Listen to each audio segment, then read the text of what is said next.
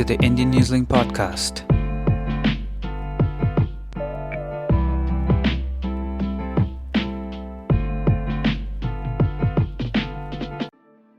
Good afternoon. We are now with Swami Tadananda, President of the Ramakrishna Vedanta Centre, New Zealand. It's based in West Auckland. Swamiji, welcome to this Indian Newslink podcast. We value your time, we value your work, and we value your values. And it has been an honor knowing you for so many years, and it's a privilege to have you with us this afternoon. Could you kindly tell our listeners, and of course the readers of Indian Newslink, what Vedanta Centre is about, how it envelops the principles of Ramakrishna Mission, and what you do in Auckland? So, Ramakrishna Vedanta Centre, New Zealand is now a branch of the worldwide Ramakrishna Mission. Our headquarters is in Calcutta. It's a organization with about 260 branches, 180 of them in India, the rest in many other countries like in America, Canada, South America, Europe. New Zealand. Are you also in the Middle East? We have got in France, Germany, but not in any of the Middle Eastern countries. South Africa, Australia, Fiji, and the New Zealand centers was started by some devotees somewhere around 2006, and it was affiliated as a branch of the Ramakrishna Mission in 2020 in the midst of the COVID, and I was posted here and I arrived in 2021. So Ramakrishna Mission, those who are familiar with the organization would know it's a spiritual organization, not a religious organization focusing only in temple activities. The focus or the motto of the organization is for one's own self-realization or mukti, along with that for the good of the world or the humanity. So service is a very important part of what we do. Otherwise, we would not be in the society, we would be somewhere in the mountains doing our own tapasya. So there are two principles of Vedanta, the two pillars of Vedanta. One is the divinity of every individual, irrespective of who they are, where they are. And the second is oneness of existence. We are connected and interconnected with the whole universe. And to put this into practice, or apply the Vedanta teachings in our everyday life, is to perform your spiritual devotions, meditation, japa, whatever we do at our own personal level, but that aroma and the flavor of that should spread out in all our activities and thoughts of our everyday life, whatever we do. So service is a very important part of what we do. In India, we have hundreds of schools in our own universities, about 130,000 students. Medical service is a big part of it. We see about 10 million patients a year. Relief services, wherever there are disasters and all that. For New Zealand, according to the need of the country, we will respond. Yeah. And so apart from bringing the knowledge of Vedanta, teaching the Vedanta philosophy, and teaching meditation to enhance the spiritual life of individuals, that's one part of it, the spiritual seekers and our devotees. But it's the goal is much more than that. How we can make this knowledge and wisdom of our ancient Vedic sages that has been accumulated through thousands of years, when they dive deep into the inner nature of man, in the inner space of man, and discovered that man is not just a body or a mind or an ego, but behind all of us is that ocean of consciousness. And those who are anchored and connected to that can draw as much as they want out of that infinite energy and make their life blessed. That is a special gift of India for the whole world. And so, according to the needs of a particular country and society, we try to apply those principles to serve some need, a crying need of the community. Swamiji, Yeah, I think it's a very interesting point that you mentioned. You suit your activities according to the needs of a country. What are the needs that you have identified in New Zealand? I presume that it's transcended all religions and faiths, and the Vedanta Centre and Ramakrishna movement itself is sans any particular religion. It can be applied to any individual because, as you say, self discovery is one of the motives with which this center has been established. Have you been able to identify what the challenges are in the New Zealand society? Well, it was not very difficult to identify an area where we could really serve, and it's just that the space of mental well-being. It's not only a New Zealand problem, it's a global problem that has been really escalated by the pandemic, and we can see the effects of that. So and of course there are different types of solutions. People have come, counseling, more psychiatrists, more medication. That's how we see the response from the Ministry of Health and those people in that field. We thought, how could me being a monk and our organization being a spiritual organization could bring another slant, another solution to the same field. And we go, it's very easy. If you know the Bhagavad Gita, which is the most beautiful, wonderful compilation of the teachings of the Vedanta, it is taught to a person who is depressed. The first chapter is Arjuna Vishada Yoga. And such is the power of those teachings that when Sri Krishna taught that to Arjuna, the man who was all confused, wanting to run away from the battlefield, gathered up that courage and energy and strength to discharge a duty that's more challenging than any one of us can have. So that gives you an angle about the potential of the teachings of Vedanta. Normally Vedanta is taught to somebody who is interested in self-realization, all that. But like Swami Vivekananda said, what's the point of religion is not for somebody, for a person should not be given to somebody who is hungry. First you give them the food, then you give religion. There's no point talking about the Vedanta to people who are not mentally in the best place. Right. First we have to take care of their mental well-being, make them strong. Then that strong mind will be able to ingest, digest and apply that. So our first task is not to talk about the highest philosophy of liberation and mukti. It's about making them strong. And the Vedanta teaching says man is not only a physical being, it's a mental being, it's an emotional being, it's a moral being and a spiritual being. Normally in our education we just take much care of the intellectual part of it, information, knowledge and all that is taught in the schools, and the physical part, food, clothing, shelter is provided at home and parents. You may ask, what type of training is given to a child to strengthen them emotionally? Not much there. Morally and ethically, it depends. You're lucky in a good family, you'll learn those things from your parents. Spiritually, nowadays people don't want to use the God word because for whatever reason. Right. So the whole personality, if you look at it as a package, the person is not being developed holistically. And there are the soft corners, and when life hits them at those vulnerable points, they collapse. So the Vedantic approach is to facilitate a holistic development of that individual, especially from childhood to the teenagers to the youth, but grounded in the spirituality of that person. Spirituality here means the inner divinity of that person. All of us are spiritual beings having a human experience. That spiritual entity, which is called the Atman, is the most beautiful, profound entity. It is the source of immortality, it's omniscient, omnipotent, it's the pure bliss, it's absolute freedom, supreme peace. All the wonderful things that we are running for outside in the world is available right now in every individual deep inside themselves. That knowledge is not available to the people at mass, and the method to access that is not taught.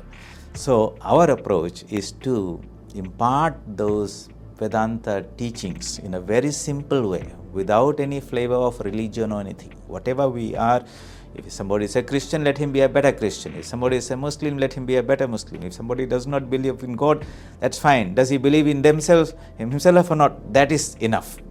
Right.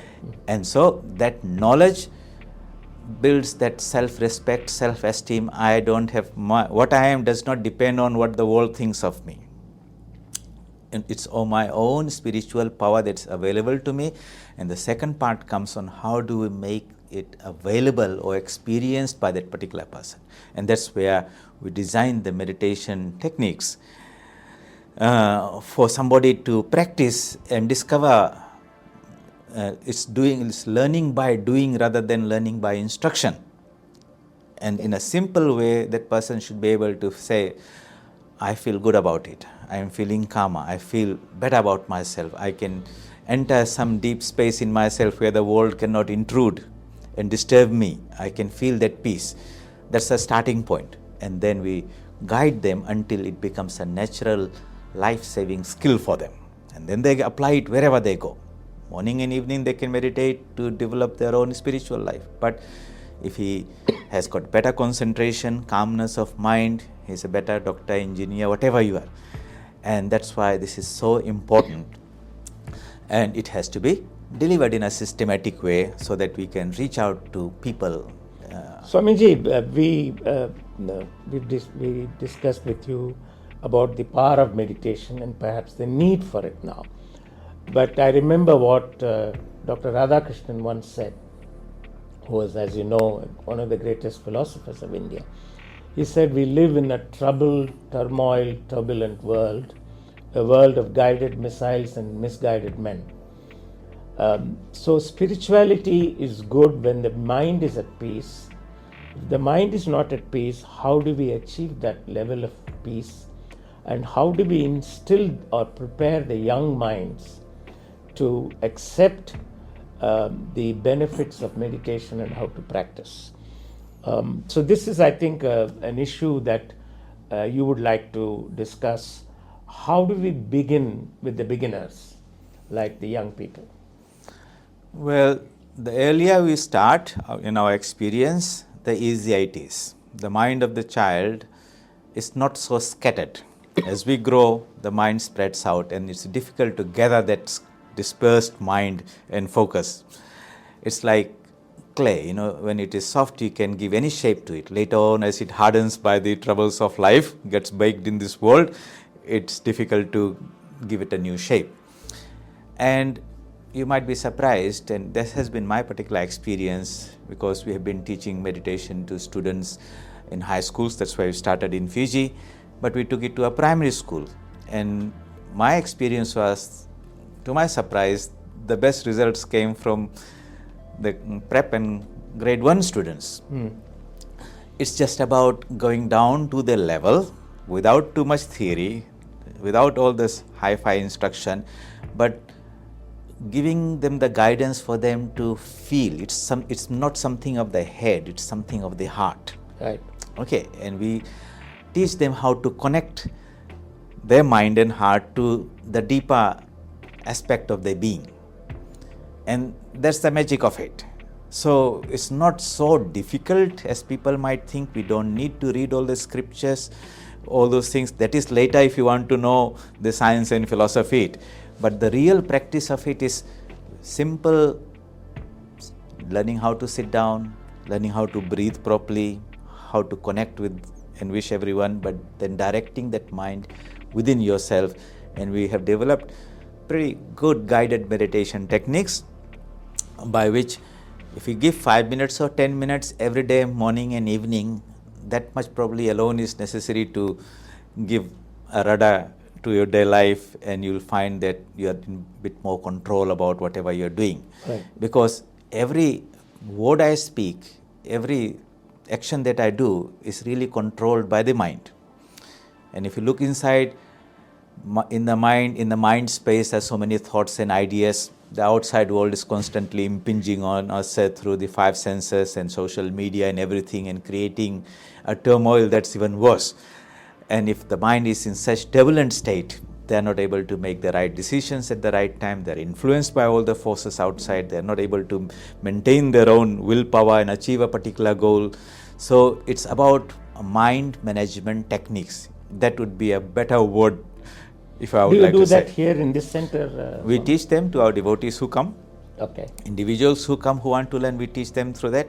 But we would like to do on a more organized, better way, that and in a more universal way, to make it more available to the wider audience through technology and through face-to-face learning also. So you are doing it online as well to reach out to more people? Yes, so we have recently developed our new website for the center. It's vedanta.nz. It's much more than a normal website where some pages of information there. Actually, it's a private Facebook built within our website with a learning management system embedded in it. So we have got this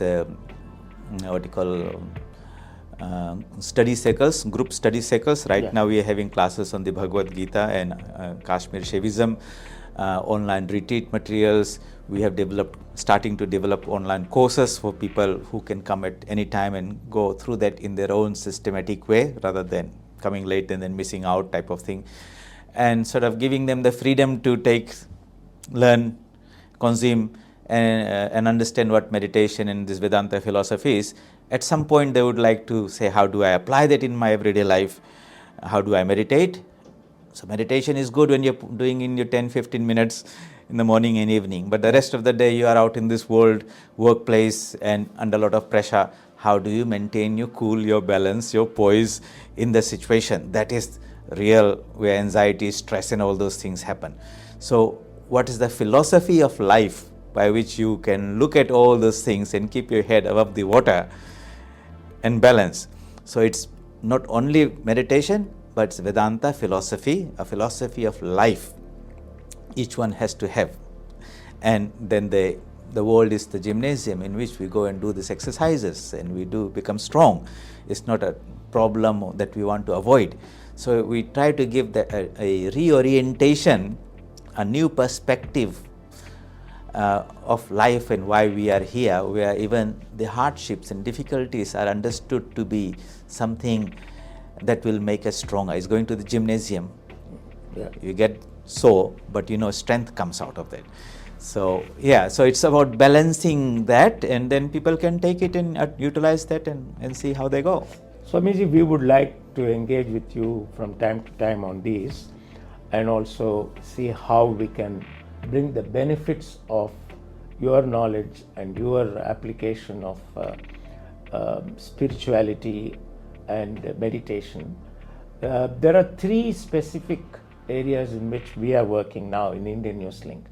One is those people, this is right across communities. One is those who know that they want help and they're trying to seek help. The second is one who do not know that they want help, but therefore they do not know how to seek help. Third one is those who are just about coming into life as such. Those are the young minds, people who come from perhaps troubled families. Inbuilt into all these are some of the social evils that we experience in the New Zealand society, like domestic violence, bullying, discrimination, various factors which are disturbing the human mind. Now, if meditation is a goal towards which you're working so that the mind is set free, we would like you to help us to reach out to these three segments who are Maori, Pacifica, European, whatever. They go right across ethnicities. Problems are common to all, but the grades are different and the knowledge of reaching out is different. So we want to find out from you how, through the Vedanta Centre and through your initiatives, how we can structure programs or courses or classes or whatever you call them, so that we can make them available to a larger audience. Well, there are so many organizations and individuals already out there who have got this heart in the right place, wanting to be a part of the solution. So it makes sense to work with them. just like yours, so it could be a school or any charity, people who are on the ground. Because I would not be able to connect anyone with everyone all over the place. Yeah. But there already are people. So if we could share this knowledge and train them to be channels to deliver this wisdom and knowledge to the people whenever they need, wherever they are, that will bring a greater efficiency and effectiveness in the program. And so what I have discussed with you about these two schools in Fiji, where we have experimented teaching meditation, and also in Aboriginal school in Brisbane. We would like to first pilot one proof of concept in a school in New Zealand, which is sort of, the program is then on the Kiwi soil, so to say, and how it is embedded in the local Maori and the Pacifica culture and spirituality. There are many wonderful things available already in their culture. Why not, this should not be a program to be thought, here's a Swami from India, who's a Hindu monk, is bringing Gita and Upanishad and meditation as a foreign flower in this field. No. What we are teaching are very universal principles about the inherent divinity of every individual. Every individual has got so much positive energy coming from their own culture, from their own family. We want to use that and leverage that and see how this can add a little bit more value without affecting their identity or empowering them, making them better. So it's a very delicate process without disturbing anyone. And having a couple of cases where these people can come and say with confidence that, this is working for us and we like this, but it has not changed us in a way, taken our own identity in any way. So it's going to be a process where we'll need to work with the leaders and the elders, the kaumatuas and the church leaders, people who have influence, but they will have to be the front people. We will support them as much as possible until we have a partnership, or so that we have a partnership where this knowledge can empower them to do whatever they're doing better in the space of mental well-being. We will do that, Swamiji, because we believe that at Indian News Link we have now started addressing a new target, if you like. They are the young people between the ages of 14 and 29, who we believe are, many of them are in vulnerable state and they require help, and they require help fast. When we undertook this project to address them through our Indian News Link, I was reminded of one saying of Swami Vivekananda. He said, young minds have muscles of iron, nerves of steel, and minds of thunderbolt. The problem is they have to be harnessed, and they have to be, I think people like you will be able to give them proper guidance and create the kind of mental state that they require to grow.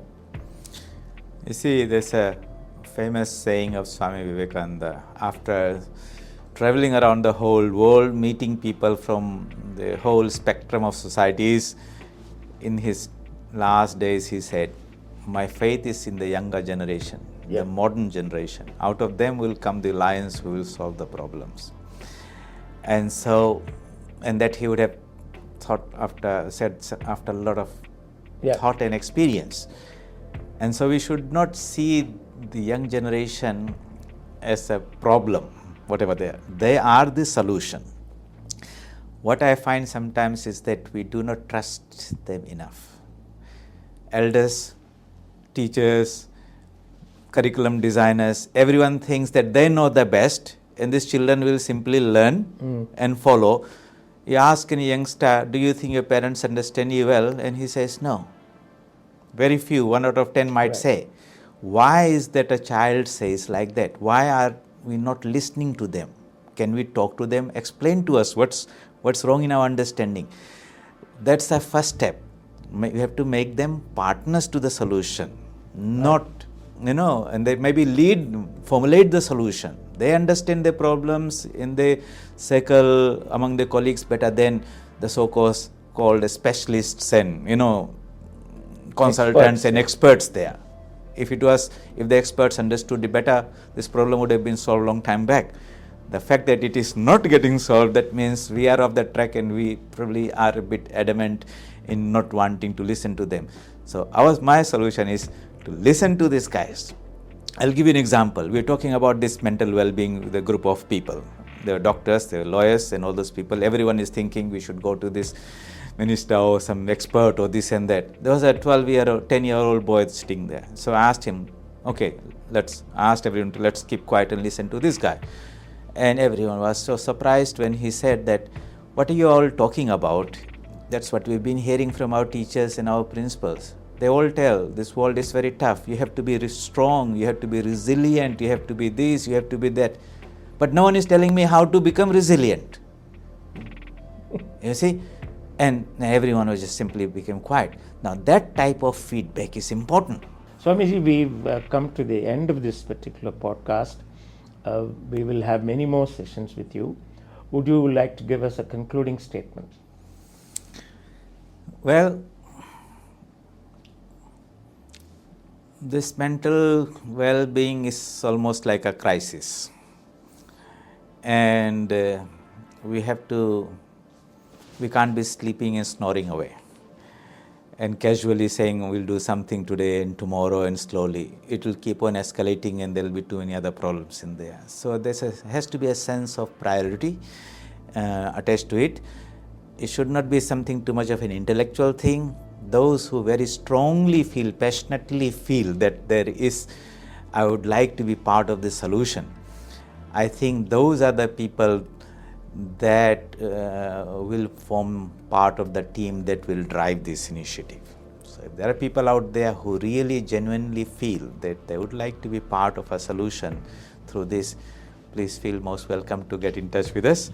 And we are in the early days. We would like to have support. We would like to have their feedback, whatever they have to offer, so that many hands can make work lighter and we can reach out to far corners of New Zealand and share, because it's a digital world, whatever we learn from here, success stories with people around the world.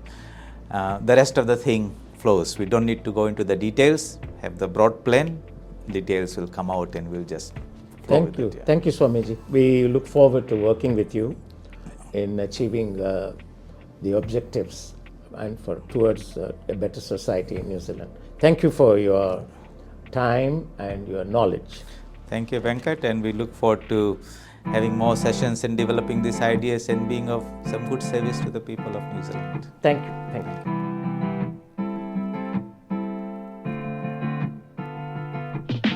Thank you for listening to the Indian Newsling podcast.